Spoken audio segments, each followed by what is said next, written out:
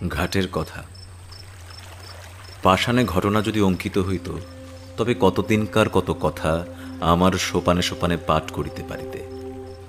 পুরাতন কথা যদি শুনিতে চাও, তবে আমার এই ধাপে বইস। মনোযোগ দিয়া জলকল্লোলে কান পাতিয়া থাকো। বহুদিনকার কত বিস্মিত কথা শুনিতে পাইবে। আমার আরেক দিনের কথা মনে পড়িতেছে। সেও ঠিক এইরূপ দিন। ভোরের বেলায় অতি ঈষৎ মধুর নবীন শীতের বাতাস নিদ্রোত্থিতের দেহে নতুন প্রাণ আনিয়া দিতেছে। তরুপল্লব অমনি একটু একটু শিহরিয়া উঠিতেছে। ভরা গঙ্গা। আমার 4টি মাত্র ধাপ জলের উপরে জাগিয়া আছে। জলের সঙ্গে স্থলের সঙ্গে যেন গলাগলি। নদীর ওই বাঁকের কাছে 3টে পুরাতন ইটের পাঁজা চারিদিকে জলের মধ্যে জাগিয়া রহিয়াছে। জেলেদের যে নৌকাগুলি ডাঙায় বাবলা গাছের গুড়ির সঙ্গে বাঁধা ছিল, সেগুলো প্রভাতে জোয়ারের সঙ্গে ভাসিয়া উঠিয়া টলমল করিতেছে। দুরন্ত যৌবন জোয়ারের জল রঙ্গ করিয়া তাদের দুই পাশে ছলছল আঘাত করিতেছে। তাহাদের কর্ণ ধরিয়া মধুর পরিহাসে নাড়া দিয়া যাইতেছে। ভরা গঙ্গার উপরে শরৎ প্রভাতের যে রৌদ্র পড়িয়াছে, তাহা কাঁচা সোনার মতো রং, চাপা ফুলের মতো রং। রৌদ্রের এমন রং আর কোনো সময় দেখা যায় না।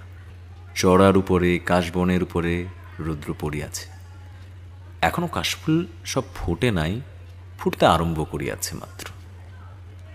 রাম রাম বলিয়া মাঝিরা নৌকা খুলিয়া দিল। পাখিরা যেমন আলোতে পাখা মেলিয়া আনন্দে নীল আকাশে উড়িয়াছে, ছোট ছোট নৌকাগুলি তেমনি ছোট ছোট পাল ফুলাইয়া সূর্যকিরণে বাহির হইয়াছে। তাহাদের পাখি বলিয়া মনে হয়। তাহারা রাজহাঁসের মতো জলে ভাসিতেছে, কিন্তু আনন্দে পাখা দুটি আকাশে ছড়াইয়া দিয়াছে। ভট্টাচার্য মশাই ঠিক নিয়মিত সময়ে কোষাকুষি লইয়া স্নান করিতে আসিয়াছেন। মেয়েরা 2-1 করিয়া জল লইতে আসিয়াছে। সে বড় বেশি দিনের কথা নহে, তোমাদের অনেক দিন বলিয়া মনে হইতে পারে, কিন্তু আমার মনে হইতেছে সেদিনের কথা। আমার দিনগুলো কিনা গঙ্গার স্রোতের উপর খেলাইতে খেলাইতে ভাসিয়া যায়, বহুকাল ধরিয়া স্থিরভাবে তাহাই দেখিতেছি। এই জন্য সময় বড় দীর্ঘ বলিয়া মনে হয় না। আমার দিনের আলো রাত্রের ছায়া প্রতিদিন গঙ্গার উপর পড়ে, আবার প্রতিদিনের গঙ্গার উপর হইতে মুছিয়া যায়। কোথাও তাহাদের ছবি রাখিয়া যায় না। সেই জন্য যদিও আমাকে বৃদ্ধের মতো দেখিতে হইয়াছে, আমার হৃদয় চিরকাল নবীন। বহু বৎসরের স্মৃতির শৈবালের ভারে আচ্ছন্ন হইয়া আমার সূর্যকিরণ মারা পড়ে নাই। 2 বাত এক ছিন্ন শৈবাল ভাসিয়া আসিয়া গায়ে লাগিয়া থাকে, আবার স্রোতে ভাসিয়া যায়। তাই বলিয়া যে কিছুই নাই এমন বলিতে পারি না। যেখানে গঙ্গার স্রোত পৌঁছায় না, সেখানে আমার ছিদ্রে ছিদ্রে যে লতাগুল্ব শৈবাল জন্মাইয়াছে, তাহারাই আমার পুরাতন সাক্ষী। তাহারাই পুরাতন কালকে স্নেহপাশে বাঁধিয়া চিরদিন শ্যামল মধুর চিরনতুন করিয়া রাখিয়াছে। গঙ্গা প্রতিদিন আমার কাছ হইতে 1 ধাপ সরিয়া যাইতেছেন। আমিও 1 ধাপ করিয়া পুরাতন হইতেছি। চক্রবর্তীদের বাড়ির ওই যে বৃদ্ধা স্নান করিয়া নামাবলী গায়ে কাঁপিতে কাঁপিতে মালা জপিতে জপিতে বাড়ি ফিরিয়া যাইতেছেন, উহার মাতামহী তখন এইটুকু ছিল। আমার মনে আছে তাহার এক খেলা ছিল। সে প্রত্যহ একটা ঘৃতকুমারীর পাতা গঙ্গার জলে ভাসাইয়া দিত। আমার দক্ষিণ বাহুর কাছে একটা পাকের মতো ছিল, সেখানে পাতাটা ক্রমাগত ঘুরিয়া ঘুরিয়া বেড়াইত। সে কলসি রাখিয়া দাঁড়াইয়া তাহাই দেখিত। যখন দেখিলাম কিছুদিন বাদে সেই মেয়েটি আবার ডাগর হইয়া উঠিয়া তাহার নিজের একটি মেয়ের সঙ্গে লইয়া জল লইতে আসিল, সেই মেয়েও আবার বড় হইল। বালিকারা জল ছুড়িয়া দুরন্তপনা করিলে তিনিও আবার তাহাদিগকে শাসন করিতেন ও ভদ্রোচিত ব্যবহার শিক্ষা দিতেন। তখন আমার সেই ঘৃতকুমারীর নৌকা ভাসানো মনে পড়ত। ও বড় কৌতুক বোধ হইত। যে কথাটা বলিব মনে করি, সে আর আসে না। একটা কথা বলিতে বলিতে স্রোতে আর একটা কথা ভাসিয়া আসে। কথা আসে, কথা যায়, ধরিয়া রাখিতে পারি না। কেবল এক একটা কাহিনী সেই ঘৃতকুমারীর নৌকাগুলির মতো পাকে পড়িয়া অবিশ্রাম ফিরিয়া ফিরিয়া আসে। তেমনি একটি কাহিনী তাহার পশ্চালয়ে আজ আমার কাছে ফিরিয়া ফিরিয়া বেড়াইতেছে। কখনো রূপে পাতাটুকুর মতো সে অতি ছোট, তাহাতে বেশি কিছু নাই, দুটি খেলার ফুল আছে। তাহাকে ডুবিতে দেখিলে কোমল প্রাণা বালিকা কেবলমাত্র একটি দীর্ঘ নিঃশ্বাস ফেরিয়া বাড়ি ফিরিয়া যাইবে। মন্দিরের পাশে যেখানে ওই গোসাইদের গোয়াল ঘরের বেড়া দেখিতেছ, ওইখানে একটা বাবলা গাছ ছিল। তাহারি তলায় সপ্তাহে একদিন করিয়া হাট বসিত। তখন গোসাইরা এখানে বসতি করে নাই। যেখানে তাদের চণ্ডী মণ্ডপ পড়িয়াছে ওইখানে একটা গোলাপ পাতার ছাউনি ছিল মাত্র। এই যে অশ্বত্থ গাছ আমার পাজরে পাজরে বাহু প্রসারণ করিয়া সুবিকট সুদীর্ঘ কঠিন অঙ্গুলি জালের ন্যায় শিকড়গুলির দ্বারা আমার বিদীর্ণ প্রাসান প্রাণ মুঠা করিয়া রাখিয়াছে, এ তখন এতটুকু একটুখানি চারা ছিল মাত্র। কচি কচি পাতাগুলো লইয়া মাথা তুলিয়া উঠিতেছে। রৌদ্র উঠিলে ইহার পাতার ছায়াগুলি আমার উপর সমস্ত দিন ধরিয়া খেলা করিত। ইহার নবীর শিকড়গুলি শিশুর আঙুলের ন্যায় আমার বুকের কাছে কিলবিল করিত। কেহ ইহার একটি পাতা ছিঁড়িলে আমার ব্যথা বাজিত। যদিও বয়স অনেক হইয়াছে, তবু তখনও আমি সিধা ছিলাম। আজ যেমন মেরুদণ্ড ভাঙিয়া অষ্টাবক্রের মতো বাঁকিয়া চুবিয়া গিয়াছি, গভীর ত্রিবলী রেখার মতো সহস্র জায়গায় ফাটল ধরিয়াছে। আমার গর্ভের মধ্যে বিশ্বের ভেক তাহাদের শীতকালের সুদীর্ঘ নিদ্রার আয়োজন করিতেছে। তখন আমার সে দশা ছিল না। কেবল আমার বাম বাহুর বাহিরের দিকে দুইখানি ইটের অভাব ছিল। সেই গর্তের মধ্যেই একটা ভেঙে বাসা করিয়াছিল। ভোরের বেলায় যখন সে উসখুস করিয়া জাগিয়া উঠিত, মৎস্যপুচ্ছের ন্যায় তাহাদের জোড়াপুচ্ছ দুই চারবার দ্রুত নাচাইয়া শেষ দিয়ে আকাশে উড়িয়া যাইত। তখন জানিতাম কুসুমের ঘাটে আসিবার সময় হইয়াছে। যে মেয়েটির কথা বলিতেছি, ঘাটের অন্যান্য মেয়েরা তাকে কুসুম বলিয়া ডাকিত। বোধ করি কুসুমই তার নাম হইবে। জলের উপর যখন কুসুমের ছোট ছোট ছায়াটি পড়িত, তখন আমার সাধ হইত সেই ছায়াটি যদি ধরিয়া রাখিতে পারি, সে ছায়াটি যদি আমার পাষাণে বাঁধিয়া রাখিতে পারি, এমনই তাহার একটি মাধুরী ছিল। সে যখন আমার পাষাণের উপরে পা ফেলিত ও তাহার চারিকাছে মল বাজিতে থাকিত, তখন আমার শৈবাল গুল্মগুলি যেন পুলকিত হইয়া উঠিত। কুসুম যে খুব বেশি জলে খেলা করত বা গল্প করিত বা হাসি তামাশা করিত তাহা নয়। তথাপি আশ্চর্য এই, তাহার যত সঙ্গিনী এমন আর কাহারও নয়। যত দুরন্ত মেয়েদের তাহাকে না হইলে চলিত না। কেউ তাহাকে বলিত খুশি, কেউ তাহাকে বলিত খুশি, কেউ তাহাকে বলিত রাক্ষুসী। তাহার মা তাহাকে বলিত কুসমি। যখন তখন দেখিতাম কুসুম জলের ধারে বসিয়া আছে। জলের সঙ্গে তাহার হৃদয়ের বিশেষ যেন কি মিল ছিল।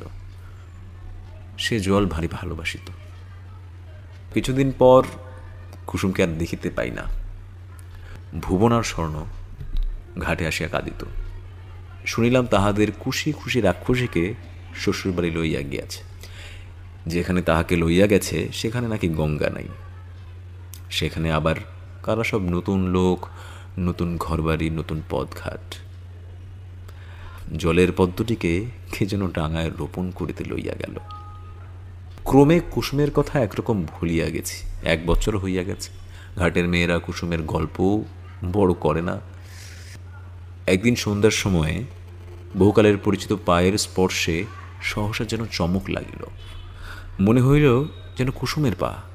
তাই বটে, কিন্তু সে পায়ে আর মল বাজিতেছে না। সে পায়ে সে সঙ্গীত নাই।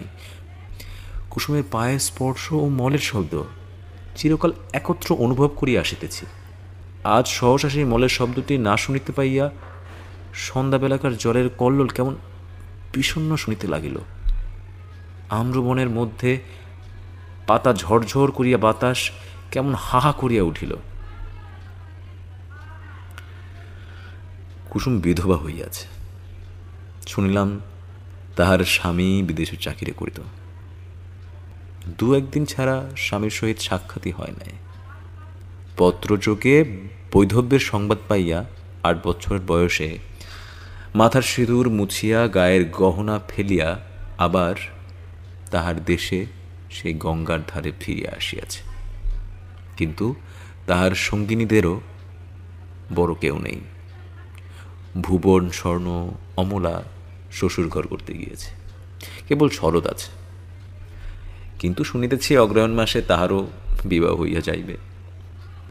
কুসুম নিতান্ত একলা হইয়া পড়িয়াছে। কিন্তু সে যখন দুটি হাঁটুর ওপর মাথা রাখিয়া চুপ করিয়া আমার ধাপে বসিয়া থাকিত, তখন আমার মনে হইত যেন নদীর ঢেউগুলো সবাই মিলিয়া তাকে হাত তুলিয়া খুশি খুশি রাক্ষসী বলিয়া ডাকাডাকি করিত। বর্ষার আরম্ভে গঙ্গা যেমন প্রতিদিন দেখিতে দেখিতে ভরিয়া ওঠে, কুসুম তেমনি দেখিতে দেখিতে প্রতিদিন সৌন্দর্যে যৌবনে ভরিয়া উঠিতে লাগিল। কিন্তু তাহার মলিন বসন, করুণ মুখ, শান্ত স্বভাবে তাহার যৌবনের উপর এমন একটা ছায়াময় আবরণ রচনা করিয়া দিয়াছিল যে সে যৌবন, সে বিকশিত রূপ সাধারণের চোখে পড়িত না। কুসুম যে বড় হইয়াছে এ যেন কেহ দেখিতে পাইত না। আমি তো পাইতাম না। আমি কুসুমকে বালিকার চেয়ে বড় কখনো দেখি নাই। তাহার মল ছিল না বটে, কিন্তু সে যখন চলিত আমি সেই মলের শব্দ শুনিতে পাইতাম। এমন করিয়া 10 বৎসর কাটিয়া গেল। গাঁয়ের লোকেরা কেউ জানিতেই পারিল না। এই আজ যেমন দেখিতেছ, এই বৎসরও ভাদ্র মাসের শেষাশেষি এমন একদিন আসিয়াছিল। তোমাদের প্রপিতামহীরা সেদিন সকালে উঠিয়া এমনতরই মধুর সূর্যের আলো দেখিতে পাইয়াছিলেন। তাহারা যখন এতখানি ঘোমটা টানিয়া কলসি তুলিয়া লইয়া আমার উপরে প্রভাতের আলো আরও আলোময় করিবার জন্য গাছপালার মধ্য দিয়া গ্রামের উঁচু নিচু রাস্তার ভিতর দিয়া গল্প করিতে করিতে চলিয়া আসিতেন, তখন তোমাদের সম্ভাবনাও তাহাদের মনের এক পার্শ্বে উদিত হইত না। তোমরা যেমন ঠিক মনে করিতে পারো না, তোমাদের দিদিমারাও সত্য সত্যই একদিন খেলা করিয়া বেড়াইতেন। আজিকার দিন যেমন সত্য, যেমন জীবন্ত, সেই দিনও ঠিক তেমনই সত্য ছিল। তোমাদের মতো তরুণ হৃদয়খানি লইয়া সুখে দুঃখে তাহারা তোমাদেরই মতো টলমল করিয়া দুলিয়াছেন। তেমনি আজিকার এই শরতের দিন তাহারাহীন, তাহাদের সুখ দুঃখের স্মৃতিলেশ মাত্রহীন। আজিকার এই শরতের সূর্যকর উজ্জ্বল আনন্দোচ্ছবি তাহাদের কল্পনার নিকটে তদপেক্ষাও অগোচর ছিল। সেদিন ভোর হইতে প্রথম উত্তরের বাতাস অল্প অল্প করিয়া বহিতে আরম্ভ করিয়া ফুটন্ত বাবলা ফুলগুলি আমার উপর একাত্রা উড়াইয়া ফেলিতেছিল। আমার পাষাণের উপরে একটু একটু শিশির রেখা পড়িয়াছিল। সেদিন সকালে কোথা হইতে গৌরতনু সমুজ্জ্বল মুখচ্ছবি দীর্ঘকায় এক নবীন সন্ন্যাসী আসিয়া আমার সম্মুখস্থ ওই শিব মন্দিরে আশ্রয় লইলেন। সন্ন্যাসীর আগমন বার্তা গ্রামে রাষ্ট্র হইয়া পড়িল। মেয়েরা কলসি রাখিয়া বাবা ঠাকুরকে প্রণাম করিবার জন্য মন্দিরে গিয়া ভিড় করিল।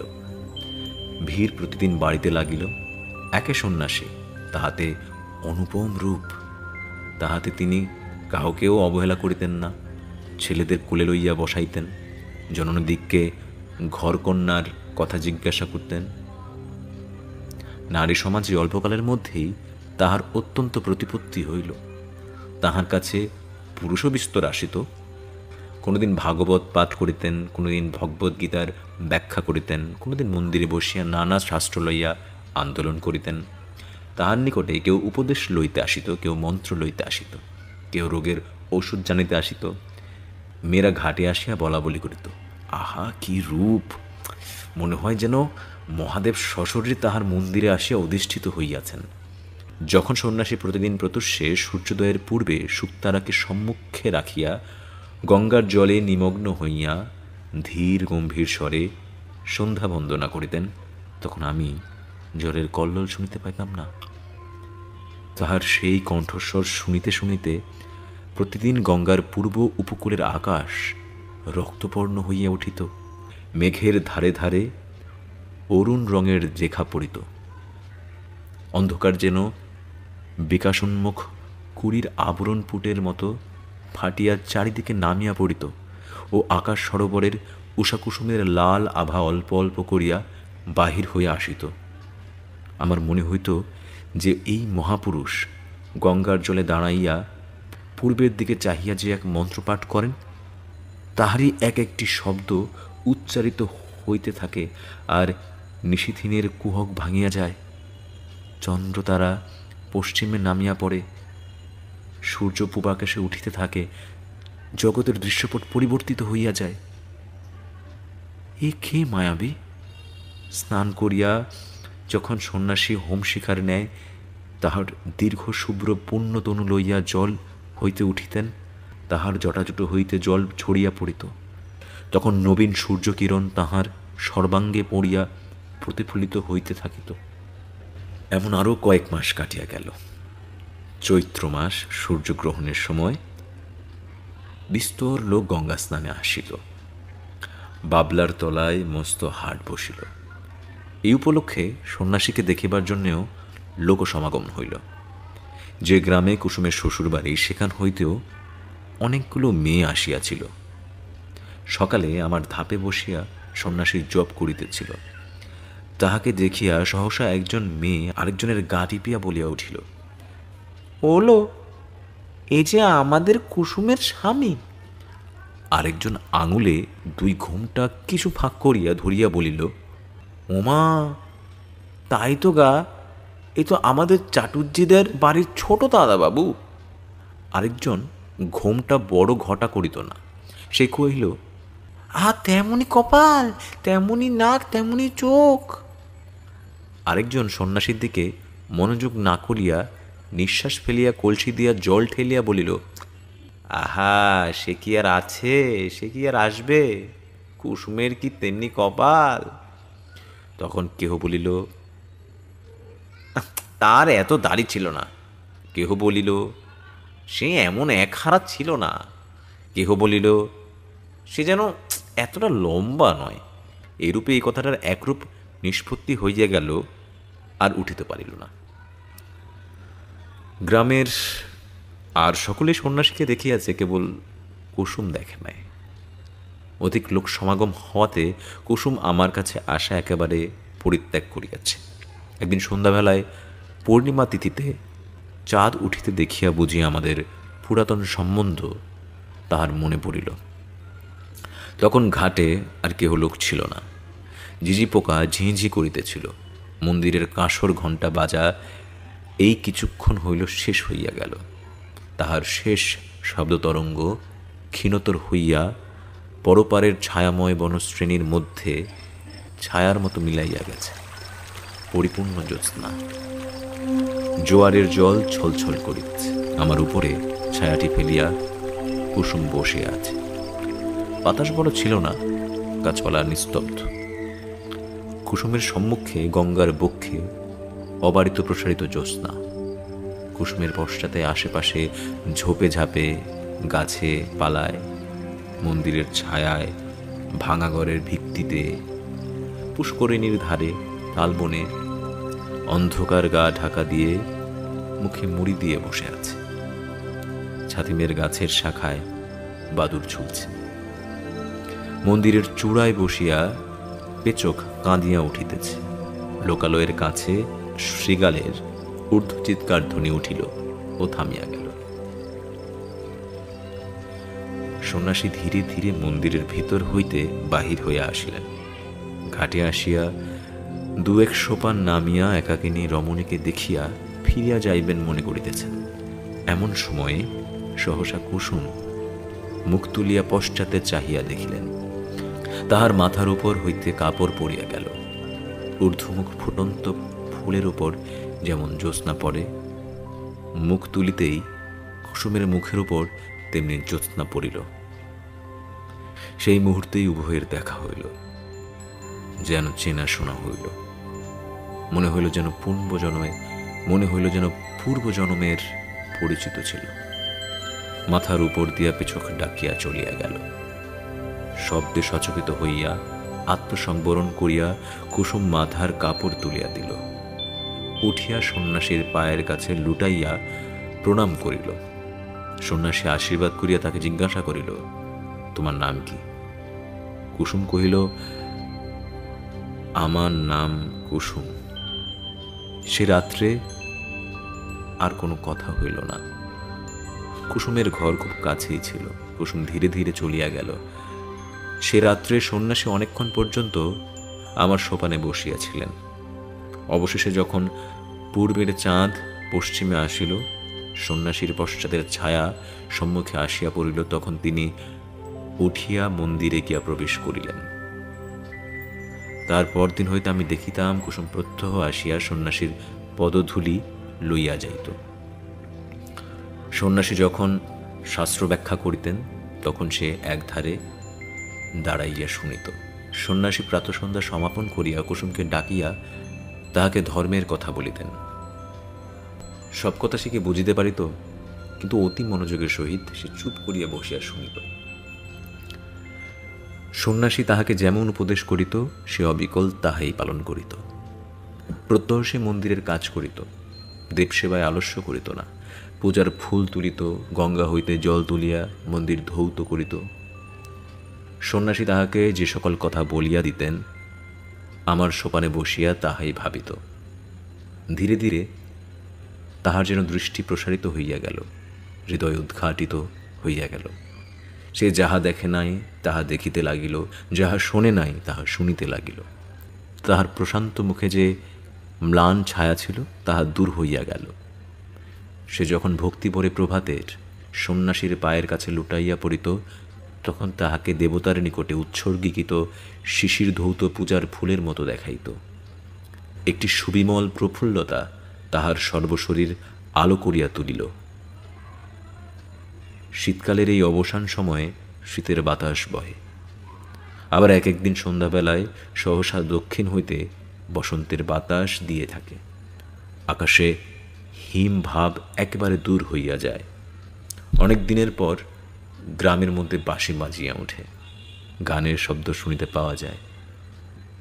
মাঝিরা স্রোতে নৌকা ভাসাইয়া দ্বার বন্ধ করিয়া শ্যামের গান গাহিতে থাকে। শাখা হইতে শাখান্তরে পাখিরা সহসা পরম উল্লাসে উত্তর প্রতি উত্তর করিতে আরম্ভ করে। সময়টা এইরূপ আসিয়াছে।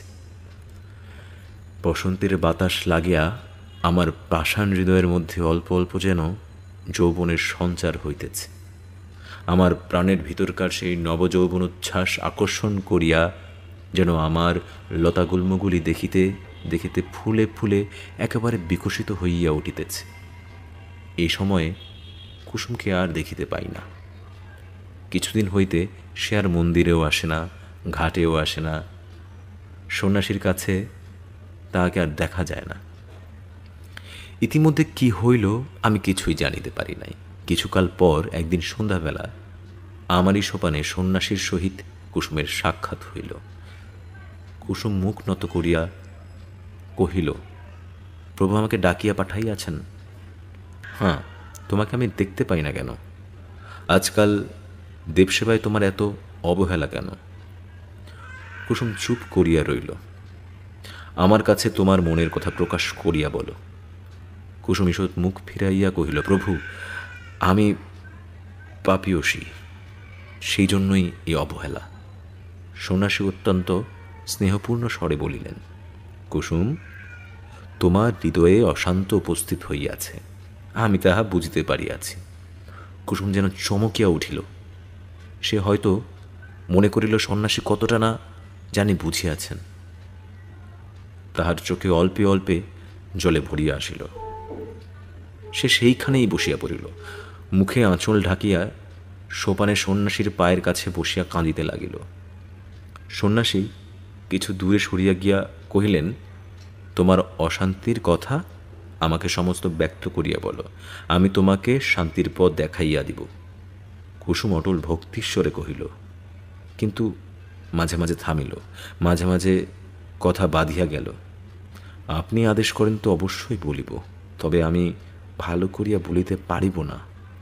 কিন্তু আপনি বোধ করি মনে মনে সকলেই জানিতেছেন, প্রভু, আমি একজনকে দেবতার মতো ভক্তি করিতাম, আমি তাহাকে পূজা করিতাম। সেই আনন্দে আমার হৃদয় পরিপূর্ণ হইয়া ছিল। কিন্তু একদিন রাত্রের স্বপ্নে দেখিলাম যেন তিনি আমার হৃদয়ের স্বামী কোথায় যেন একটি বকুল বনে বসিয়া তাহার বাম হস্তে আমার দক্ষিণ হস্ত লইয়া আমাকে তিনি প্রেমের কথা বলিতেছেন। এই ঘটনা আমার কিছুই অসম্ভব, কিছুই আশ্চর্য মনে হইল না।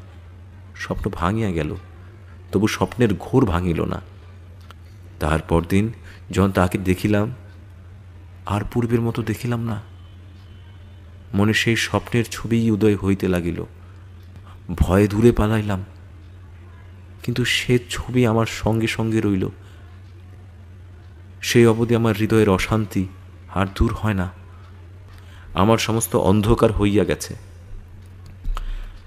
যখন কুসুম অশ্রু মুছিয়া মুছিয়া এই কথাগুলো বলিতেছে, তখন আমি অনুভব করিতেছিলাম সন্ন্যাসীর সবলে তাহার দক্ষিণ পদতল দিয়া আমার পাষাণ চাপিয়াছিলেন। কুসুমের কথা শেষ হইলে সন্ন্যাসী কহিলেন, যাহাকে স্বপ্নে দেখিয়াছ সেকে বলিতে হইবে। কুসুম জোর হাতে কহিল, তাহা বলিতে পারিব না। সন্ন্যাসী কহিলেন, তোমার মঙ্গলের জন্যই জিজ্ঞাসা করিতেছি, সে কে স্পষ্ট করিয়া বলো। কুসুম সবলে নিজের কোমল হাত দুটি পীড়ন করিয়া হাত জোর করিয়া বলিল, নিতান্ত সে কি বলিতেই হইবে? সন্ন্যাসী কহিলেন, হ্যাঁ, বলিতেই হইবে। কুসুম তৎক্ষণাৎ বলিয়া উঠিল, প্রভু, সে তুমি। যেমনই তাহার নিজের কথা নিজের কানে গিয়া পৌঁছিল, অমনি সে মূর্ছিত হইয়া আমার কঠিন কোলে পড়িয়া গেল। সন্ন্যাসী প্রস্তরের মূর্তির মতো দাঁড়াইয়া রহিলেন। যখন মূর্ছা ভাঙিয়া কুসুম উঠিয়া বসিল, তখন সন্ন্যাসী ধীরে ধীরে কহিলেন, তুমি আমার সকল কথাই পালন করিয়াছ। আর একটা কথা বলিব, পালন করিতে হইবে। আমি আজই এখান হইতে চলিলাম, আমার সঙ্গে তোমার দেখা না হয়। আমাকে তোমার ভুলিতে হইবে, বলো এই সাধনা করিবে। কুসুম উঠিয়া দাঁড়াইয়া সন্ন্যাসীর মুখের পানে চাহিয়া ধীর স্বরে কহিল, প্রভু, তাহাই হইবে। সন্ন্যাসী কহিলেন, তবে আমি চলিলাম। কুসুম আর কিছু না বলিয়া তাহাকে প্রণাম করিল, তাহার পায়ের ধুলা মাথায় তুলিয়া লইল। সন্ন্যাসী চলিয়া গেলেন। কুসুম কহিল, তিনি আদেশ করিয়া গিয়াছেন, তাহাকে ভুলিতে হইবে, বলিয়া ধীরে ধীরে গঙ্গার জলে নামিল। এতটুকু বেলা হইতে সে এই জলের ধারে কাটাইয়াছে। শ্রান্তির সময় এ জল যদি হাত বাড়াইয়া তাহাকে কোলে করিয়া না লইবে, তবে আর কে লইবে? চাঁদ অস্ত গেল, রাত্রির ঘোর অন্ধকার হইল। জলের শব্দ শুনিতে পাইলাম, আর কিছু বুঝিতে পারিলাম না। অন্ধকারে বাতাস হু হু করিতে লাগিল। পাছে তিলমাত্র কিছু দেখা যায় বলিয়া সে যেন ফুদিয়া আকাশের তারাগুলিকে নিবাইয়া দিতে চায়। আমার কোলে যে খেলা করিত, সে আজ তাহার খেলা সমাপন করিয়া আমার কোল হইতে কোথায় সরিয়া গেল, জানিতে পারিলাম না।